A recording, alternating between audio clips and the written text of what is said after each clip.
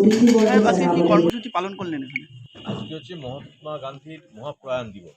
এই দিনে গান্ধীজি মহাত্মা গান্ধীর প্রতিকৃতিতে পুষ্পার্ঘ তিনি নিহত হন নিবেদনের অতিথি আমরা আজকে সন্ত্রাসবাদী গুলিতে। প্রার্থনা সভার যে তার আয়োজন আত্মার শান্তি কামনায় আমরা প্রার্থনা সভা আয়োজন করি। মহাত্মা গান্ধী সারা জীবন সত্য এবং অহিংসা দুটো পূজা করে গেছেন। সত্য এবং অহিংসাই হোক তার আমাদেরও জীবনের আদর্শ। তার মহান প্রয়াণ দিবসে এটা আমরা আশা রাখি তার আত্মার শান্তির পাক। এই জন্য আমরা প্রার্থনা সভা বিভিন্ন ধর্মগ্রন্থ থেকে তার আত্মার শান্তি কামনায় এই মধ্য দিয়ে এই দিনটি পালন করি।